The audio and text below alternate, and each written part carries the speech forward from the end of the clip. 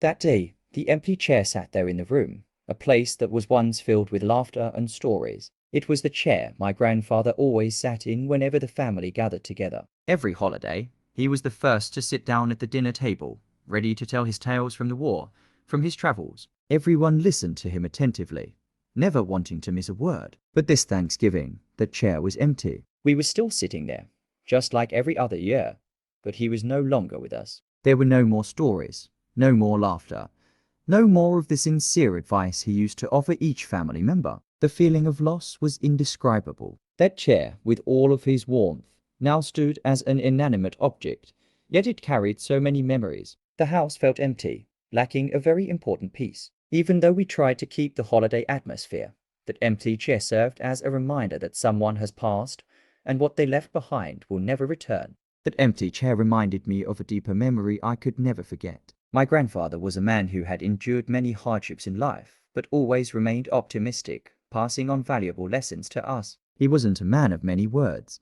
but whenever he spoke, his words were full of truth and made everyone think. During those evenings gathered around the dinner table, he would often share stories about the war, the things he learned throughout his life. I remember those times when he would laugh as he talked about his travels, his old friends, and the sweet memories they shared. Those stories, seemingly simple, were always full of life lessons about friendship, perseverance, sacrifice, and unconditional love. I knew that every story he told was priceless, a treasure I would carry with me for the rest of my life. When he passed away, the empty chair was not just the absence of a person. It marked the end of an era, a transition we couldn't avoid. The lessons, the stories, were now only memories we could hold onto. And even though we tried to preserve the warmth of those family dinners, that empty chair reminded us that we must cherish every moment and the people who were once part of our lives. Each time I walk into the dining room, I can't help but look toward the empty chair.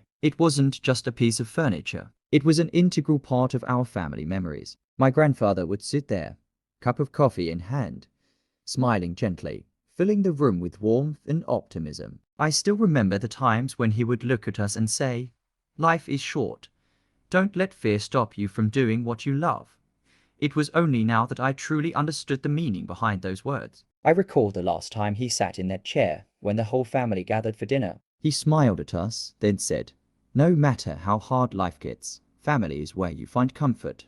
At that time, we never imagined that would be the last time we'd all be together with him at the table. Shortly after, he fell ill, and within a short time, he passed away. That chair didn't just miss a grandfather. It missed everything he represented: strength, love, and the lessons he taught us. The emptiness in the house became more noticeable as every time I sat in that chair, I felt his absence. I couldn't help but wonder, could I live with the same strength and resilience he had? Those questions could only be answered over time, through experience, but that empty chair remained a place where I found encouragement whenever I felt weak. As time went on, we grew accustomed to his absence, but that empty chair could never be replaced. Every time I looked at it, I remembered his advice, the stories he told, and the moments our family shared. Even though he wasn't physically here anymore, what he left behind, the values he instilled, still lived on within each of us. I realized that the empty chair wasn't a symbol of loss,